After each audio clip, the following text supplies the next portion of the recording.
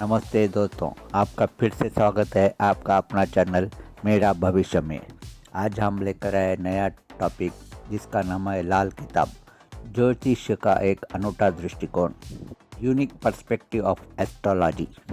लाल किताब भारतीय ज्योतिष की एक अत्यंत विशिष्ट और प्रभावशाली शाखा है जिसकी जड़ें पंजाब और उत्तर भारत में मानी जाती है। यहाँ ज्योतिष के पारंपरिक सिद्धांतों से हटकर अपनी सरल, व्यवहारिक और त्वरित समाधान वाली पद्धति के लिए जानी जाती है।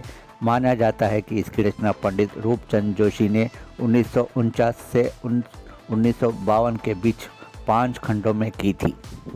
लाल किताब की मुख्य विशेषताएं और सिद्धांत। लाल किताब की सबसे बड़ी विशेषता यह है कि यहाँ ग्रहों के फलादेश प्रिडिक्शंस को जन्म कुंडली में उनकी स्थिति के साथ साथ मानव शरीर के अंगों और घर के विभिन्न हिस्सों हाउस पार्ट्स से जोड़कर देखती है। इसे कुछ मौलिक सिद्धांत निम्नलिखित है।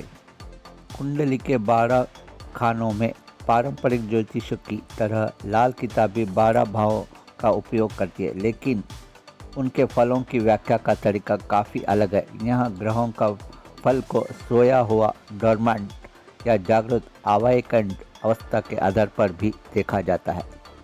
ग्रहों का पक्का घर, परमानेंट हाउस ऑफ प्लैनेट्स। लाल किताब में हर ग्रह को एक विशिष्ट भाव का पक्का मालिक माना जाता है, भले ही वह ग्रह कुंडली में कहीं भी स्थित हो।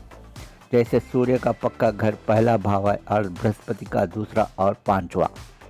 लाल किताब के दृष्टि से देखा जाए तो यहाँ ग्रहों की दृष्टि के नियम वैदिक ज्योतिष से विभिन्न है, यानी कि भिन्न है। लाल किताब में शनि की दृष्टि शुक्र के लिए हानिकारक नहीं मानी जाती है और कुछ ग्रहों एक दूसरे से विशेष भावों में बैठकर साझेदारी यानी पार्टनर बन जाते हैं।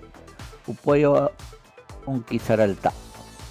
लाल किताब के उपाय इनकी पहचान है। ये उपाय बहुत ही सरल, सत्य और आसानी के लिए जाने योग्य होते हैं।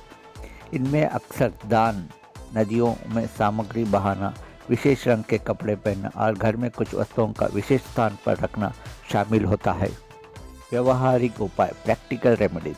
लाल किताब इस सिद्धांत पर काम करती है कि यदि किसी ग्रह का फल बुरा आ रहा है तो उस ग्रह से संबंधित वस्तु को उनके दुश्मन ग्रह के घर या स्थान पर रखने से या उसे दान करने से नकारात्मकता प्रभाव कम हो जाते हैं।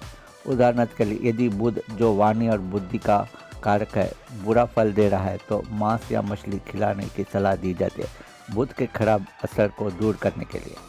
राहु के बारे में प्रभाव को शांत करने के लिए जौ को दूध से धोकर जल में प्रभावित करना या अपनी पत्नी के मायके से चांदी लेकर आना जैसे उपाय बताए जाते हैं। मंगल को शांत करने के लिए मीठी चीज़ें दान करने का भी प्रावधान दिया गया है। लाल किताब के अनुसार यदि कोई व्यक्ति इन उपायों को पूरी श्रद्धा और विश्वास के साथ करता है तो ग्रहों के नकारात्मक प्रभाव से मुक्ति मिलती है और जीवन में सकारात्मकता बदलाव आते हैं। यह ज्योतिष को केवल भविष्यवाणी तक सीमित न रखकर उसे एक जीवन पद्धति और कर्म सुधार का मार्ग बनाती है। इसका निष्कर्ष है, लाल किताब पारंपरिक ज्योतिष की जटिलताओं से एक सहज मुक्ति प्रदान करती है। यह इस किताब पर जोर देती है कि हमारे कर्म और घर का वातावरण ही ग्रहों के फलों को प्रभावित करते हैं। यही कारण है कि यह आज भी जनमानस में इतनी लोकप्रिय है, क्योंकि यह हर आम आदमी को अपने भाग्य का नियंत्रण अपने हाथों में लेने की शक्ति देती है। क्या आप लाल किताब से किसी विशिष्ट ग्रह या उपाय के बारे में और अधिक जानना चाहेंगे? हमारे चैनल को सब्सक्राइब करिए और ऐसे ही नए वीडियो को देखने के लिए सब्सक्राइब कीजिए। धन्यवाद।